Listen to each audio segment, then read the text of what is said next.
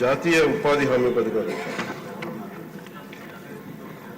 ఉపాధి లేని సమాజంలో ముఖ్యంగా రూరల్ ప్రాంతాల్లో ఉపాధి ఇవ్వడానికి నిర్దేశింపబడిన పథకం.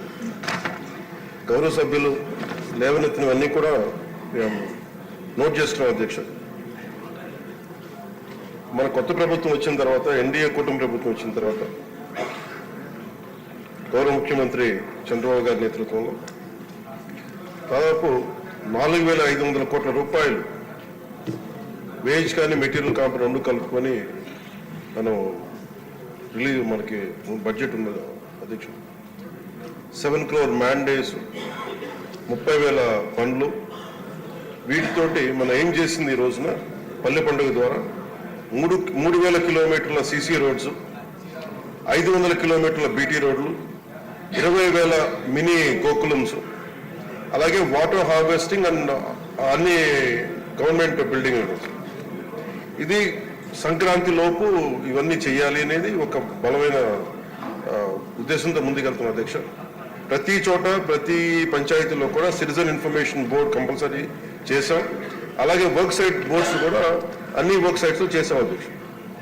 ఇప్పుడు గౌరవ సభ్యులందరూ కూడా ఒక్కొక్కరిగా చెప్పి చూస్తే, ముఖ్యంగా మన ఇప్పుడు అనంతపురం నుంచి గౌరవ సభ్యురాలు చేస్తుంది మౌలిక సదుపాయాలను కల్పిస్తామా అక్కడ పనిచేసే ఉపాధి హామీ కూలీల కంటే, ఖచ్చితంగా అది ఈ యాక్ట్లో ఉంది అధ్యక్ష.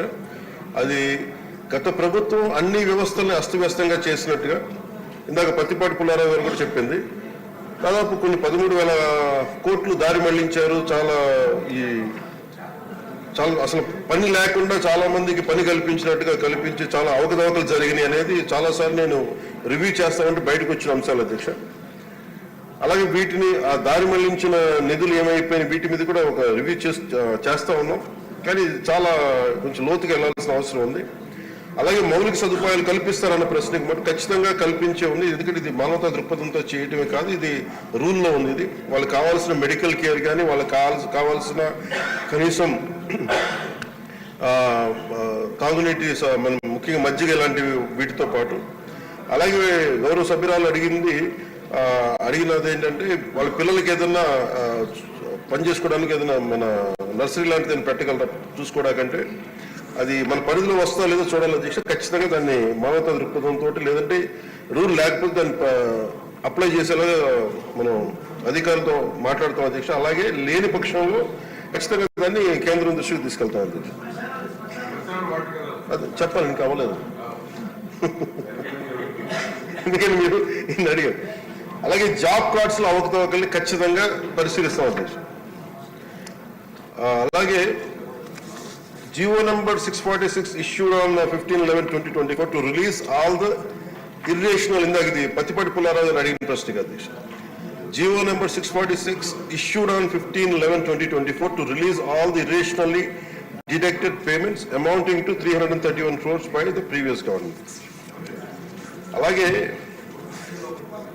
ముందుగా మొదటి సభ్యులు అడిగింది ఏంటంటే, నరేగాని ఇది మొత్తానికి అప్లై చేస్తారా ఇది అని అనుకుంటే, MNREGA basic it's demand based work అధ్యక్ష. ఇది 100 రోజులు ఎవరికైతే పని కావాలో, కాకపోతే ఇది ఏంటంటే స్కిల్ బేస్డ్ కాదు, ఇది పూర్తిగా ఇది labour based. It is not mandatory but demand driven. So ఎవరైతే 100 రోజులు మాకు పని కావాలి అని వాళ్ళకి హక్కు అయితే, 15 రోజులు ఇవ్వలేకపోతే వాళ్ళకి మన కాంపెన్సేషన్ కూడా పే చేయాలి. అలాగే ఇంకొక ప్రశ్నకు అధ్యక్ష, సపోర్టింగ్, ఇప్పుడు మనకి వ్యవసాయ ఆధారిత పనులకు కూడా దీని అనుసంధానం చేస్తారా అంటే, we are supporting agricultural and allied activities is a priority for NREGA. జాతీయ ఉపాధి హామీ పథకానికి ఖచ్చితంగా దీన్ని అనుసంధానం చేయాలనేది కూడా మా ఉద్దేశం. దాని ప్రకారం ముందుకు తీసుకెళ్తాం అధ్యక్ష. అలాగే గుర్రపు డెక్క ఇలాంటివన్నీ కూడా, desilting of Pond's and canals ఇవన్నీ చేయగలవా లేదంటే, ఇది as per MNREGA rules it can be done. అది ఖచ్చితంగా దాన్ని మీరు గౌరవ ఎమ్మెల్యేలు ఎవరైనా సరే, సభ్యులు ఎవరైనా సరే పంచాయతీ అధికారుల దృష్టికి తీసుకెళ్తే ఖచ్చితంగా దాన్ని ప్రయారిటైజ్ చేసి దాన్ని తీసుకెళ్తాం అధ్యక్ష. అలాగే డిస్ట్రిక్ట్ ఎలా యూనిట్ చేయాలి అంటే, district as unit is decided by the government of India, not by the government of Andhra Pradesh.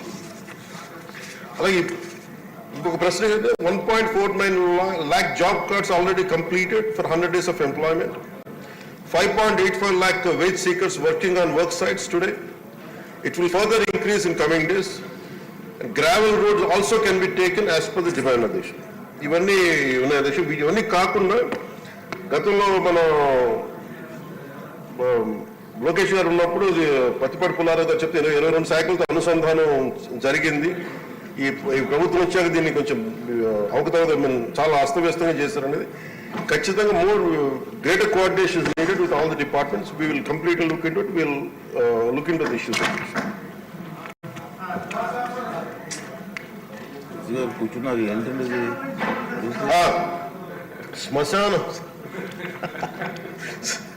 శ్మశానం అనేది ఎవరు మాది హిందూ శ్మశాన వాటికి కావచ్చు, ముస్లిం కావచ్చు, క్రిస్టియన్ వాటికి కావచ్చు. ఖచ్చితంగా ఇది నేను కూడా పర్సనల్గా తీసుకున్నాను.